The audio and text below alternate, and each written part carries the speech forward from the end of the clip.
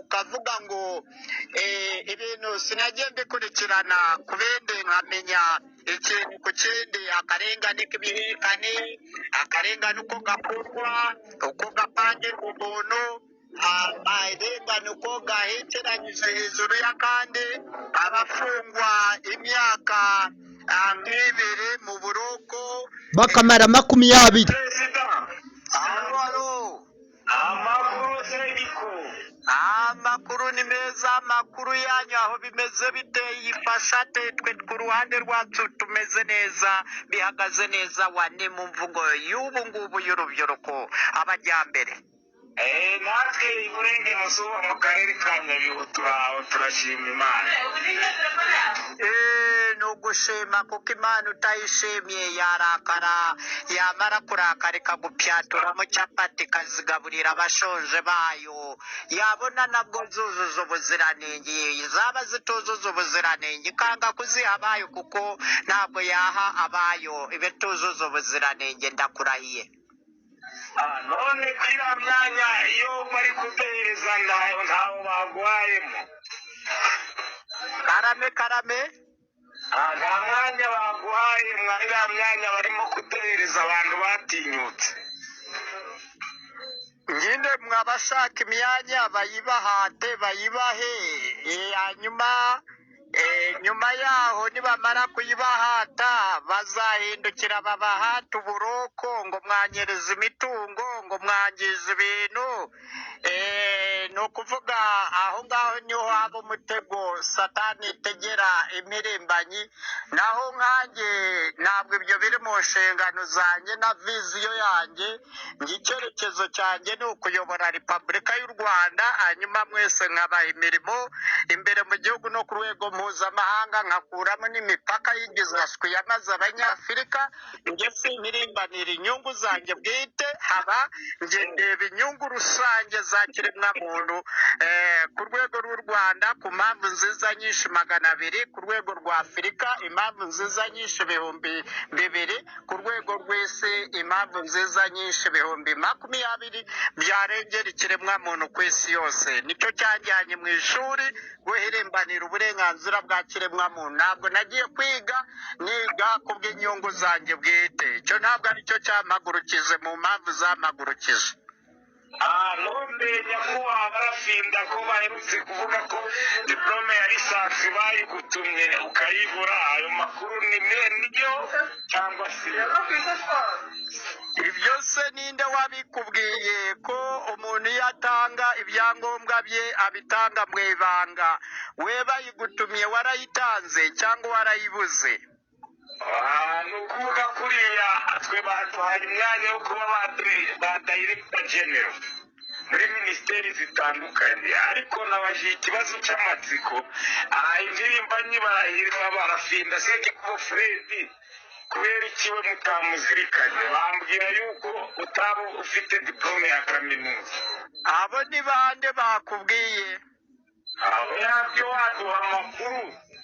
ndavuga aho muri minisiteri wagiye babahaye imirimo ni hehe? bampaye muri minisiteri y'uburezi. muri minisiteri y'uburezi ugiye kuba ushinzwe iyihe positi? director general. ugiye kudayirekitinga ibiki? ati Rwanda unit. noneho ugiye guhembwa ngahe? 3,400,000 ku kwezi. buri kwezi ubu se izo miliyoni zifitiye iyihe migabo n'imigambi? n'imodoka bazaguha n'amazu cyangwa uzibera mu yawe? bazamparangirova ibi byose bigenerwa n'inzu byose ngomba kubihabwa. Elimani bamushyize muri justice nawe ni director general. hanyuma abandi uwa Rwigara yanze imirimo yasubiye mu mahanga. hanyuma abandi bose nka Mwizerwa nawe ni umunyapolitiki utikoraho. uriya Tomasi nawe bamushyize muri minaloki ni director general of evaluation monitoring. ashinzwe ibiki? ibira bya evaluation monitoring. hanyuma nta mwahuriyeyo kuri uwo murongo w'icyo kibazo?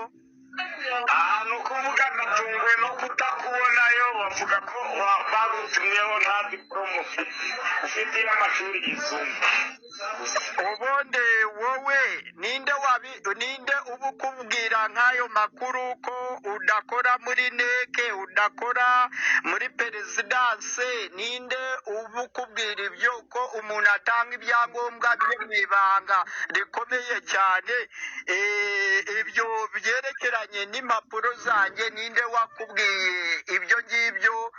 Ninde waguhaye amakuru y'ibicupuri? ni ukuvuga yuko diporome twatangaga nta banga ririmo, twazitangaga rwose tuzisabwe, ugatanga diporome niba ufite. ntabwo rero baguha akazi batagendeye ku mpamyabushobozi waba ufite. ubu se kuvuga ko wari uzifite, mwari muzifite, kuki batabashyize ku rutonde ngo mwiyamamaze nkabo? ntabwo twujuje ibisabwa. ukoze neza cyane. ni ukuvuga nimwe mutazifite, ariko ngewe ni ukuvuga barantinye. nicyo gisobanuro mu mbombe imwe. muzajye mutangaza ibyo mu mateka, mureke gutangaza ibyo nge ntababwiye mudafitiye ibimenyetso, kuko nta na hamwe ibyo uvuze byigeze bibaho mu bitabo by'amateka ya Repubulika y'u Rwanda. ni ukuvuga ni jye mwarimu mpuzamakungu. nk'ubu ibyo nkora ujya ubikora, ujya ubishobora? cyangwa hari undi wabigondagonda uri mu rugwiro? cyangwa se ku rwego rw'akarere k'ibiyaga bigari, cyangwa ku rwego rwa Afurika, leta zunze ubumwe za Afurika kabiri, cyangwa ku rwego rw'isi? hari uwo wari wumvana ubushobozi cyangwa ubonana ubumenyi nk'ubwanjye, ubunararibonye nk'ubwanjye, imikorere nk'iyanjye, papa demokarasi nziza kandi yihuse, ikoranabuhanga ridasanzwe, uburenganzira bwa kiremwamuntu ku isi yose, n'amategeko mpuzamakungu, no gusigasira umutekano ku rwego rw'isi, amahoro nkaba ndi ku isonga, abantu bose nkabahuza, isi yose nkayigira umudugudu? ibyo mubifitiye ubumenyi cyangwa ubunararibonye, hari n'umwe wabimanikira agatoki? ahantu nako barafinda kumenya urwego rw'amashuri ufite. umuntu washatse kuyobora u Rwanda unateganya kuzanaruyobora, abanyarwanda bakakwiye kumenya ayo mashuri koko urayafite cyangwa ntayifite. ukoze neza cyane. mwese ko mwabidekaraye mukabyerekana, mumanurira abaturage imvura mu gihe bayibuze kubera mufite ayo mashuri, mufite izo mpapuro. hari inzara mubakiza abaturage ko bakennye, hari icyo mukora mukoresha ubwo bushobozi bw'amashuri kugira ngo mubakize inzara n'ubukene bunuma, n'ubushomeri bunuma, n'umutekano muke wa Kongo, umutekano muke Santire Afurika, Mozambique, Sudani y'Amajyepfo. none urebe n'iki gikorwa kugira ngo Afurika ibibazo ifite bivemo by'ubukene, n'abahunga umugabane wa Afurika kubera umutekano muke bagwa mu butayu, mu mashamba, mu nyanza, bambuka bahunga umugabane wa Afurika bahungira ku yindi migabane bashaka aho babona amahoro n'umutekano n'umudendezo n'uburenganzira bwa kiremwamuntu. ayo mashuri bimeze bite byanyu? ayo mashuri bimeze bite nimba adakemangwa? murakoze kuba mubajije ikibazo kijyanye n'ubuhunzi bw'abanyafurika, ariko igisubizo cyabonetse mu Rwanda, aho twatangiye kwakira impunzi zo muri Amerika zikaza mu Rwanda, muri Afurika. ukoze neza cyane. utizera igihugu uvukamo, mu gihe utizera ko cyaba gifite umudendezo n'umutekano, nawe waba ufite ikibazo kuba utizera umutekano w'u Rwanda. ukoze neza cyane. ni ukuvuga hirya kurishihera ku nama, ni ukuvuga mbere y'uko uzana abo b'abanyamahanga mu Rwanda, wabanza ukatunganya abanyarwanda banyanyagiritse ku isi yose, bakaba aribo babanza kugaruka kuri gakondo yabo. bwabo ku bushake bwabo ku masezerano mpuzamakungu y'umuryango w'abibumbye na African Union na East African Community, kandi ku bushake bw'umuntu atari agahato. Ikindi kubumbabumba umuryango wa kiremwamuntu ku isi ukabumbirwa hamwe bakagira amategeko abarengera, cya kimwe n'uburenganzira bw'abakuze n'abakiri bato, abize n'abatarize, abanyempano n'abafite umuco runaka, bose bagasigasirwa n'indangagaciro za kiremwamuntu ku isi yose. Bityo rero twe uko tubona ibintu mwese ko mubibona, aho kugira ngo uzane abanyamahanga ku gataka k'abakuru n'abakurambere batuze neza mu mazu meza, mu magorofa, abanyarwanda bangara mu mashyamba hirya hino, bapfira amashyamba, mu nyanza, mu biyaga, mu butayu, ibikoko bibarya, bagwa mu mitwe yitwaza intwaro, babafata munyago, babarwanisha mu ntambara zabo, bapfirayo, abandi babagira abacakara, babacyakaza. Ibibazo Afurika ifite byose bikabarangiriraho, wowe ukajya kuzana abanyamanyanga ba osimanyanga b'amahanga yandi kubatuza kuri gakondo y'abanyarwanda. Abanyagakondo bangara uba wumva bazabigiriramo imigisha kuri gakondo y'abanyarwanda, baba bazana babona bazagira umugisha, cyangwa bose bazagira ibyago by'ibihekane bigerekeranye hejuru y'ibindi.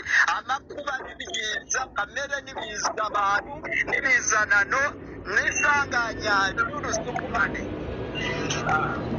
ukuvuga kuriya mu Rwanda twabaye intangarugero muri Afurika igizwe n'ibihugu 55, ariko byose ni ukuvuga niba ibihugu bitanu atari byo bifite umutekano muri Afurika, bivuga ko Afurika yose idafite umutekano. Ubundi se abari kugwa mu butayu no mu nyanza no mu mashyamba no mu ntambara bahunga umugabane wa Afurika, bahungira ku migabane yo kuri iyi si yose, bahunga mu bihugu bikeya cyangwa bahunga muri byose, ku buryo Afurika yababaye kera, kuva kera ku ngoma za cyami, batwara abanyarwanda, East Africans, abanyafurika nk'abacakara, babafasheho munyago babajyana kubacuruza, kandi bikozwe n'abami n'abatware n'abaperezida. Aho baziye ubwami burangiye, ubwigenge bubonekeye, abaperezida bigira ibyigenge, bigomeka kuri rubanda rw'urunyafurika, hanyuma bo bababera abakoroni ba kabiri n'abacyakaza ba kabiri, bigaruriza ibihugu bya Afurika. Umunyafurika nyirizina kuri gakondo indigenous African abura gakondo ye, abura ubwisanzure, abura ubwigenge, abura kwibohora, nta bwibohore, nta tegeko rimurengera. Ni ukuvuga arazwa ku isonga, ku musonga n'ibibi n'amabi akorerwa, nta butabera, nta kwiga. Higa bamwe nibo babona ubutabera, abandi bakababera beza bakabura ubutabera. Bityo rero ni igihanga tubafatana ko Afurika yaragowe, umunyafurika yaragowe, ntabwo bajya kuzana abanyamahanga. Urabona na wa mushinga bari bashaka kuzana abanyamahanga twawuteberejwemo, turawamagana ku isi yose wateberejwemo. Mwongeye gushyigikira kuzamura agatoki, nanone muzana abandi, nanone abambere twarababujuranyije mu Bwongereza, bari bamaze gutanga amamiliyaridi ngo babazane babatunze muri Afurika, mu Rwanda kubw'umwihariko mu rw'imisozi igihumbi, kandi abanyafurika n'abanyarwanda bacu bangara hirya hino ku isi yose nk'abatagira gakondo. aho nyakubahwa barafinda, nta munyarwanda uhejwe mu gihugu cy'u Rwanda.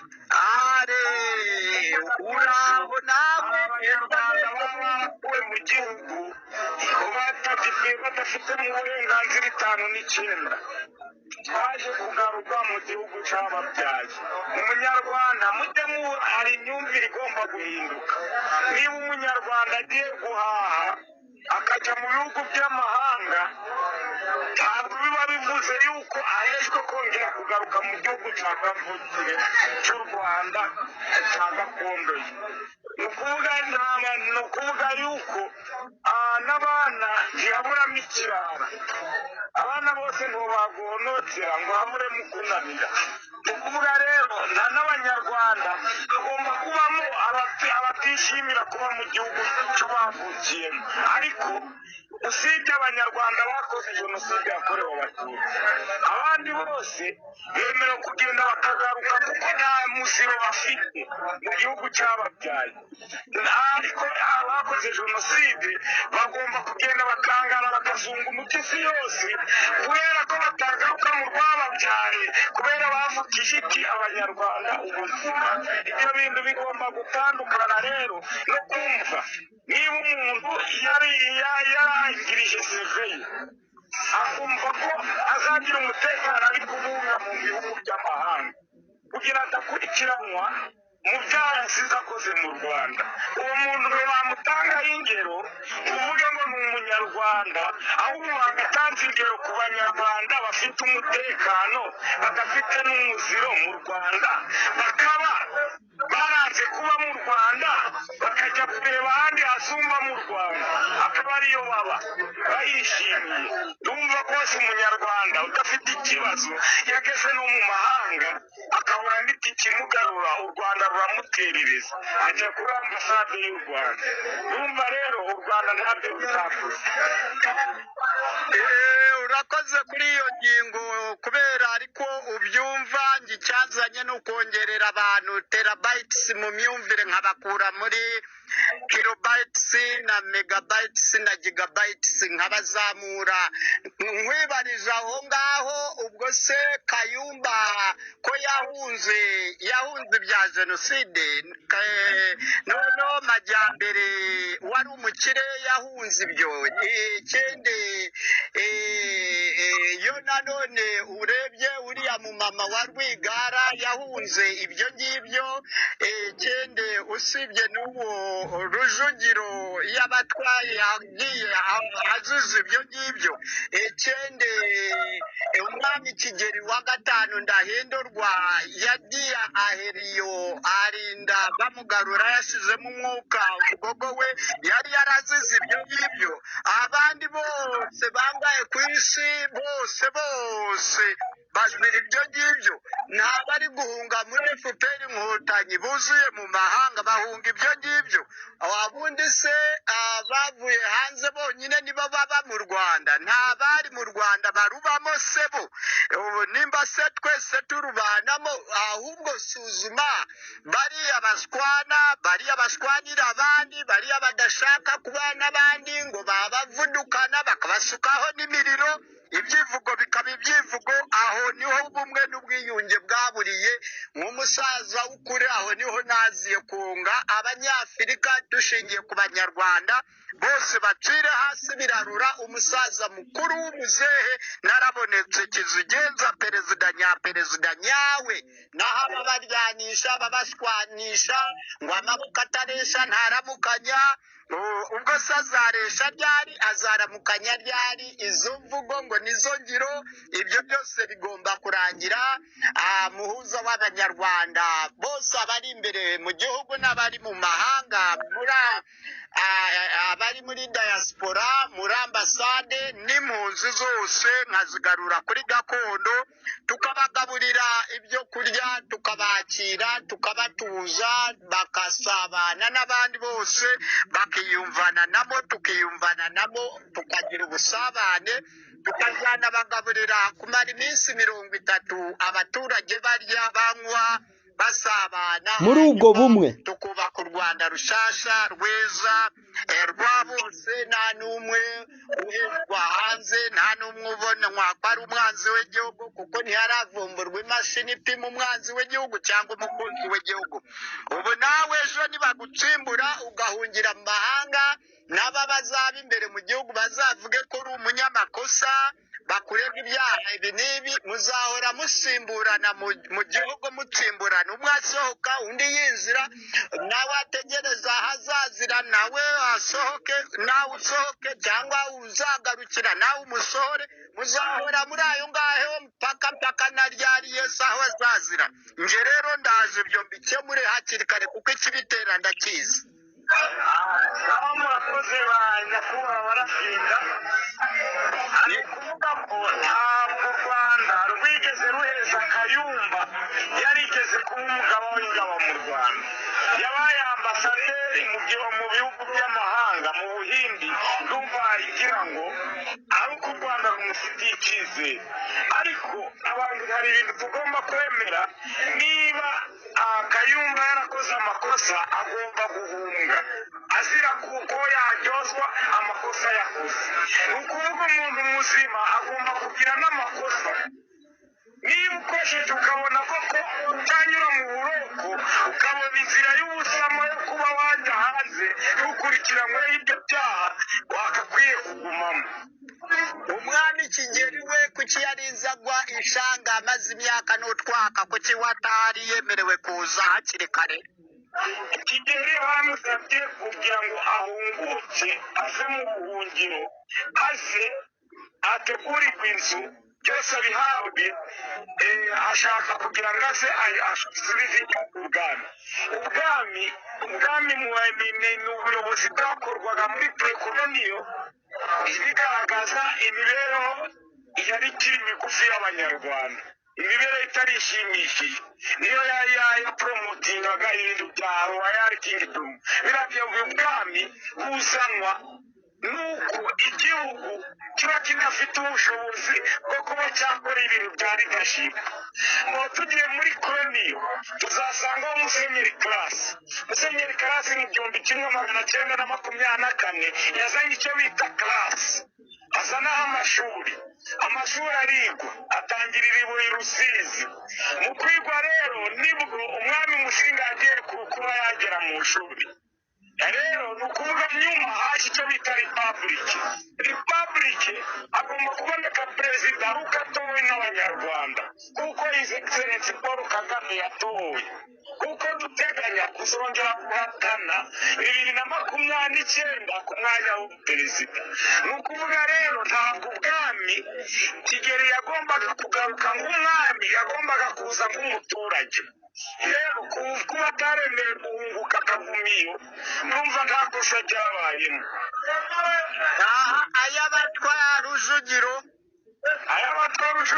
mu bintu by'ubucuruzi yaje hari ukuntu yanyereje imisoro biba ngombwa ko ayikurikiranwaho Rwigara umudamu we ko ari mu buhungiro nta buhungiro arimo kubera ko umukobwa we aza mu Rwanda agahabwa n'uburenganzira bwo gutanga kandidatire n'imitungo ye ndumva yose ikontororwa nawe kuba yaraguye imipaka akajya gukorera hirya no hino ntabwo ibyo byaba ari ikosa ndavuga umukecuru umukobwa mwihorere we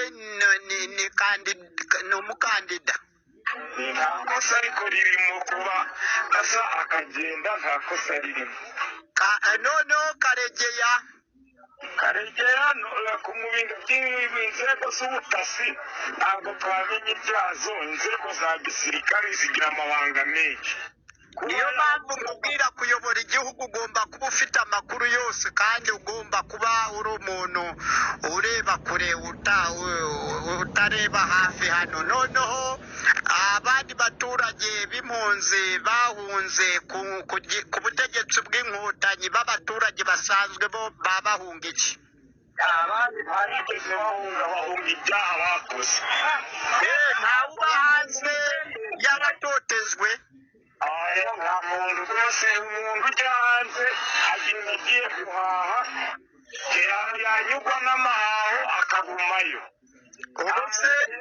adafite ibyaha mu Rwanda urusebye ko nahohoterwaga